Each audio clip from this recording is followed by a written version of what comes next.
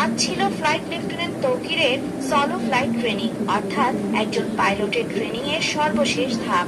Solo flight সাধারণত urban এরিয়াতেই operate করতে হয়, আর এজন্য পাইলটকে যথেষ্ট কোয়ালিফাইড হতে হয়। ফ্লাইট লেফটেন্যান্ট তৌকির তেমনই একজন পাইলট ছিলেন। খুবই দ্রুত আওয়াজ একটা আছে, ছোট ছোট গাছগুলার এখানে থেকে মাঝখানে মানে ওদিকে পড়ছে একটা আওয়াজ হওয়ার পরে কিন্তু আগুন ধরবে। বিমানে ওড়ার এক পর্যায়ে তিনি কন্ট্রোল রুমে রিপোর্ট করে জানান যে তার বিমান আকাশে ভাসছে না, মনে হচ্ছে বিমান নিচের দিকে পড়ে যাচ্ছে। কন্ট্রোল রুম থেকে ইনস্ট্যান্ট রেসপন্স করে ইজেক্ট করার জন্য জানানো হয়। তৌকির নাকি তখনও শেষ মুহূর্ত অব্দি চেষ্টা করেছেন বিমান রক্ষা করার, কিন্তু তার ঠিক ১.৫ মিনিটের মাথায় বিমানটি নিয়ন্ত্রণ হারিয়ে উত্তরা মাইলস্টোন স্কুলে বিধ্বস্ত হয়।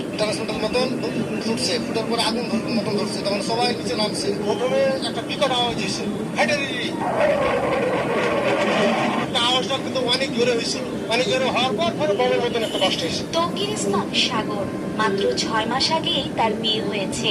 নতুন বউয়ের হাসি তখনও হয়তো তার মনে ছড়িয়েছিল। ছুটির অভাবে তাদের কোথাও ঘুরতেও যাওয়া হয়নি।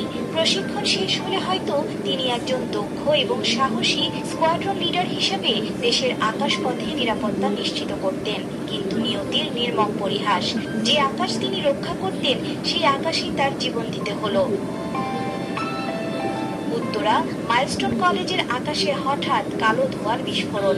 মাত্র ১০ মিনিট পরেই স্কুল ছুটি হলে বাড়ি ফিরে যেত কোমলমতি শিশুগুলি, কিন্তু কে জানতো তাদের অনেকেরই আর ফিরে যাওয়া হবে না বাবা মায়ের বুকে।